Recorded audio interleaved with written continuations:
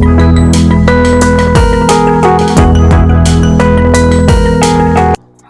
ළමයි ඉතින් මොකද වෙන්නේ අදත් අපි ආවා වීඩියෝ එකකින්. ඉතින් අද අපි සාකච්ඡා කරන්නේ 2024 අවුරුද්දේ ආපු කුලක ප්‍රශ්නේ. කුලක රචනා ප්‍රශ්නේ තමයි දැන් සාකච්ඡා කරන්න යන්නේ. හරි. වෙනද වගේම මම ප්‍රශ්න යටින් දාන්නම් ස්ක්‍රීන් එක යටින්.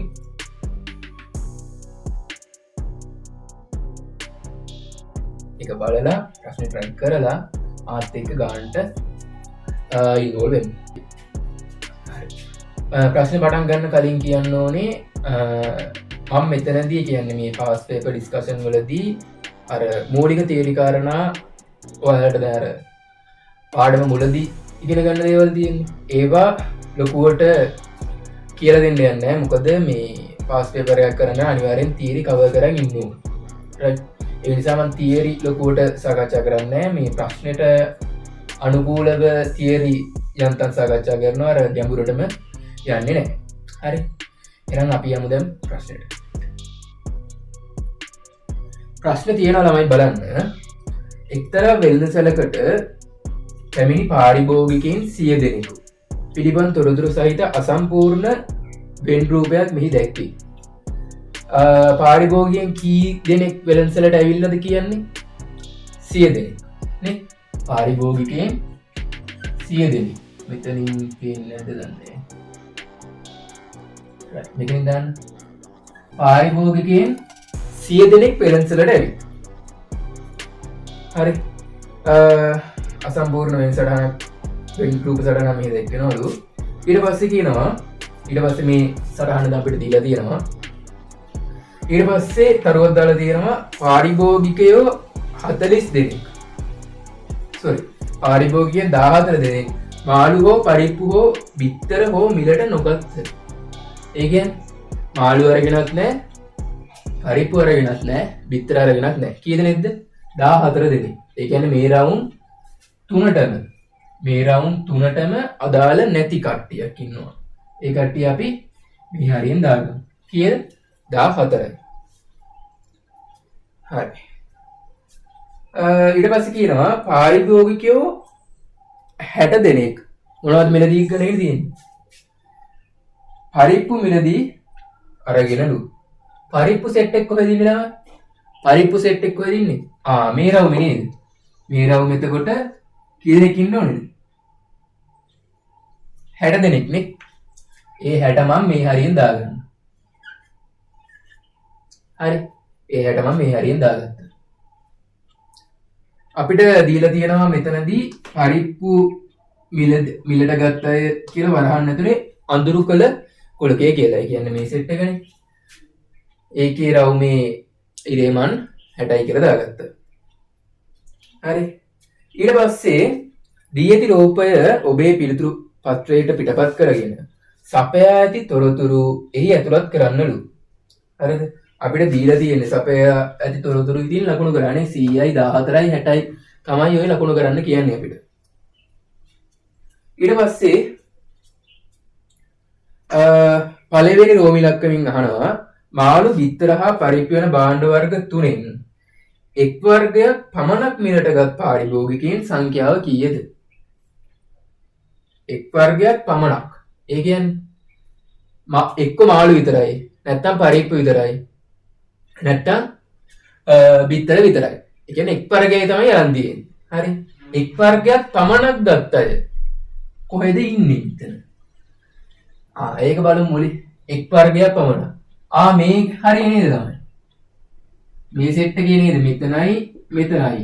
ඒ කියන්නේ මේ කෑලි දෙකේ විතරයි අපිට අර එක් වර්ගයක් පමණක් අරන් තියෙන්නේ. බලන්න නිකමට මේ කෑල්ල අපිට මොනවද? පරිප්පුයි මාළු රවුමටයි දෙකටමයි තියෙන්නේ. ඒ කියන්නේ මෙතන දෙකක් අරන් තියෙනවා. නිකමට බලන්න මේ කෑල්ලේ මොනවද? පරිප්පුයි බිත්තරයි කියන දෙකම අරන් තියෙනවා. එතකොට මෙතනත් දෙකක් පාරිභෝගිකයෝ ඉන්නවා, මෙතනත් දෙවර්ගයක් ඉන්නවා. එක් වර්ගයක් පමණක් නම් මේ සෙට් එකේ විතරමයි. හරි. ඒ සෙට් එකේ කී දෙනෙක් ඉන්නවද කියලා අහන්නේ අපි. ඒක කොහොමද හොයන්නේ? ඒක හොයන්න පුළුවන් අපිට. අපි දන්නවනේ දැන් අපි දන්නවා ඔක්කොම කී දෙනෙක් ඉන්නවද? ඔක්කොම 100 ඉන්නවම 100 දෙනෙක් තමයි කඩේට ඇවිත් තියෙන්නේ. ඒ 100න් 14ක් මොකද වෙන්නේ?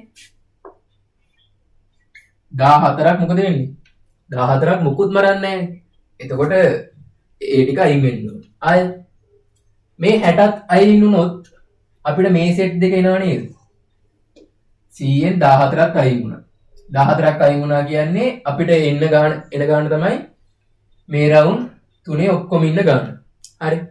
ඊට පස්සේ 14 අයින් වෙලා මේ 60ත් අයින් වුණොත් ඒ කියන්නේ මේ රවුමත් අයින් වුණොත් විතරයි අපිට මේ කළු පාට මේ පාට වෙලා නැති ටික ගන්න පුළුවන්. හරි. එතකොට 14යි 60යි කියන දෙකම අයින් වෙන්න ඕන. මම හිතනවා ඔයාලට තේරෙන්නේ නැති කියලා. හරි. ඊට පස්සේ 100 ඍණ කීයද? 60යි 14යි කීයද? 74යි. 100න් 74ක් අඩු කරාම කීයද තමයි? 100න් 75ක් අඩු කරොත් 25යි. දැන් 4ක් කියන්නේ 26යි නේ. ඒ කියන්නේ 26 දෙනෙක් මොකද වෙන්නේ? එක් වර්ගයයි අරන් තියෙන කඩේ. නේ? හරි. අපි යන් දෙවෙනි ප්‍රශ්නෙට. මෙම භාණ්ඩ වර්ග තුනම මිලටගත් පාරිභෝගිකයින් සංඛ්‍යාව මෙම භාණ්ඩ වර්ග තුනම ඒ කියන්නේ ප්‍රශ්න කියවන යද්දි පොඩ්ඩක් බලන්න රූපේ. තුනම කියන්නේ මේ මැද කෑල්ලනේ. මේ මැද කෑල්ලට තමයි අපි තුනම අරන් කියලා කියන්නේ. මේ භාණ්ඩ වර්ග තුනම මිලටගත් පාරිභෝගිකයින් සංඛ්‍යාව මෙම භාණ්ඩ වර්ග දෙකක් පමණක් මිලටගත් පාරිභෝගිකයින් සංඛ්‍යාවට සමාන නම් හරි. භාණ්ඩ වර්ග තුනම මිලටගත් පාරිභෝගිකයින් සංඛ්‍යාව කීයද? අපි අහන්නේ මේ ටික නේ. ප්‍රශ්නේ පොඩ්ඩක් ආයෙ බලමු. මෙන්න මේ සංඛ්‍යාව භාණ්ඩ වර්ග තුනම මිලටගත් සංඛ්‍යාව මොකටද සමාන වෙනවා කියන්නේ? භාණ්ඩ වර්ග දෙකක් පමණක්. මම කලින් කියලා දුන්නා භාණ්ඩ වර්ග දෙකක් පමණක් අය ප්‍රදේශය කොහෙද තියෙන්නේ? මේ සෙට් එකයි මෙන්න මේ කෑල්ලයි. මේ කෑල්ලයි මේ කෑල්ලයි තමයි භාණ්ඩ වර්ග දෙකක් පමණක් මිලදී ගත්ත අය ඉන්නේ. හරි. එතකොට මේ සෙට් දෙකේම එකතුව මොකටද සමාන වෙන්නේ? මෙන්න මේ මැද කෑල්ලට. භාණ්ඩ වර්ග දෙකක් පමණක් මිලදී ගත්ත අය භාණ්ඩ වර්ග තුනක් මිලදී ගත්ත අයට සමාන වෙනවලු. හරි. මම නිකමට මේ සෙට් එක ඒ කියන්නේ භාණ්ඩ වර්ග තුනක් මිලදී ගත්ත සෙට් එක මම දානවා නිකන් x කියලා අකුරක්. ඇයි දෙන්නේ? පස්සේ බලමු. හරි. එතකොට මේක x නම් මේ සෙට් දෙකේ එකතුවක් කීයද? x නේ. ඇයි සමානයි? එතකොට බලන්න මෙතන x කියන එකයි තව මේ සෙට් දෙක එකතුව කීයද? ඒත් x මයි ඇයි සමානයි. ඒකයි මොකටද සමාන වෙන්න ඕනේ? මේ මුළු රවුමේ ඉන්න ඔක්කොටම කීයද නේද? 60යි. හරි 60යි. දැන් හරිනේ. සරල සමීකරණයක් වුණානේ. නේ? සරල සමීකරණ අපි විසඳන්න දන්නවා. මෙතන මොකදලා තියෙන්නේ? 2x එක්ක ගුණ වෙලා නේ? අපිට x තනි කරන්න ඕනේ. x තනි කරන්න නම් මේ 2 අයින් කරන්න ඕනේ. 2 අයින් කරන්න නම් අපි මොකද කරන්නේ? මේ 2 වදයක් 2 අයින් කරන්න ඕනේ. ගුණ වුණ එකක් අයින් කරන්න අපි මොකද කරන්නේ? බෙදනවා. මතක් කරගන්න. බෙදන එකක් අයින් කරන්න ගුණ කරනවා. සමීකරණ වලට. එකතු එකක් අයින් කරන්න අඩු කරනවා. අඩු වුණ එකක් අයින් කරන්න අපි මොකද කරන්නේ? එකතු කරනවා. right. දැන් මෙතන ගුණ වෙලා තියෙන නිසා මම දෙපැත්තම දෙකෙන් බෙදනවා. කියන්නේ වදයක් වුණ එකගෙන් බෙදනවා. එතකොට දෙකට දෙක කැපිලා එනවා. වදයක් වුණ එක අයින් වෙනවා. 62කින් බෙදුවාම වෙනවා 30ක් කියලානේ. එතකොට මෙතන මම x මකලා දාගන්නවා 30යි කියලා. තව දෙයක් මතක තියාගන්න ඕනේ මේකේ එකතුවක් 30මයි. right. එහෙනම් අපි දෙවෙනි කොටසත් ඉවරයි. දැන් යමු තුන්වෙනි කොටසට.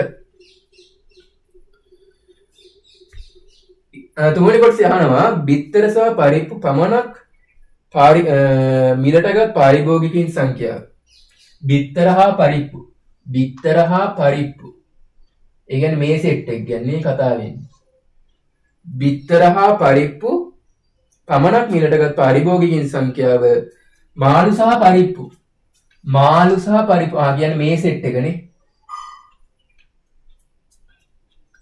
මාළු සහ පරිප්පු පමණක් මිලටගත් පාරිභෝගිකයින් සංඛ්‍යාව මෙන් දෙගුණයක්ලු. හරි. බිත්තර සහ පරිප්පු මිලටගත් පාරිභෝගිකයින් සංඛ්‍යාව. බිත්තර හා පරිප්පු කියන්නේ මේ සෙට් එක. අපෙන් අහනවා කීයක්ද කියලා. හරි. ඒක කොහොමද අපි කරන්නේ? අපිට ප්‍රශ්න කියන්නේ මෙන්න මේ සෙට් එකේ ඉන්නේ. මෙන්න මේ සෙට් එක. ඒ කියන්නේ බිත්තරයි පරිප්පුයි. බිත්තරයි පරිප්පුයි සෙට් එක මෙන්න මේ සෙට් එක වගේ දෙගුණයක්. හරි. අපි නිකමට මේකට y කියලා දාගත්තොත් ඒ කියන්නේ පරිප්පුයි මාළුයි සෙට් එක y කියලා දාගත්තොත් උන් වගේ කී ගුණයක්ද කියන්නේ මේ සෙට් එක? දෙගුණයක්. එතකොට 2y කියලා අපිට දාගන්න පුළුවන් නේද? right. ඔක තමයි අපි ප්‍රශ්නේ තේරුම් ගත්තා දැන්. හරි. ප්‍රශ්නේ තේරුම් ගන්න ඉවරයි.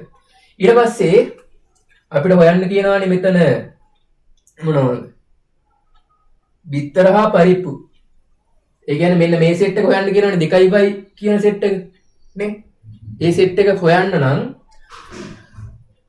අපි කලින් දෙයක් දැනන් ඉන්න ඕනේ. ඔයාලට මතකයි මේ සෙට් දෙකේ එකතුවත් කීයද? 30යි නේද? ඇයි ඒ? කලින් සමාන අවස්ථාවක් තිබ්බා නේද? ආයි කියන්නේ මේ සෙට් දෙකේ එකතුවත් 30යි නේ. ඇයි ඒ? මෙතන අර 3 මිලදී ගත් සෙට් එක මේ සෙට් දෙක එකතුවට සමානයි වගේ එකක් කලින් තිබුණා. ඒ කියන්නේ මොකද්ද? මෙන්න මේ 2y ධන y සමානයි අපිට ගන්න පුළුවන් 30යි කියලා. නේ? 30 ආවේ කොහොමද? අපි කලින් දන්නවා නේ? කලින් දන්නවා මෙන්න මේ සෙට් එකේ මේ සෙට් එකට සමානයි මෙන්න මුන් දෙගොල්ලගේ එකතුව කියලා අපිට කලින් ප්‍රශ්නෙකදී ආවා. හරි. එහෙනම් තමයි 30 ආවේ. ඊට පස්සේ ආයෙත් සරල සමීකරණයක් තියෙනවා. ඉතින් විසඳමු.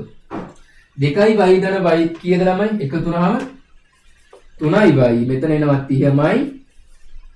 ඊට පස්සේ දැන් අර සිද්ධියමයි තියෙන්නේ y කියන එක 3ෙන් ගුණ වෙලා ඒක නිසා අපි 3ෙන් බෙදනවා දෙපැත්තම. සමීකරණයක්නේ. සමීකරණයක් නම් අපි එක පැත්තකට කරන දේ අනිත් පැත්තට කළ යුතුයි. හරි. එතන මෙතන 3ට 3 කැපිලා යනවා.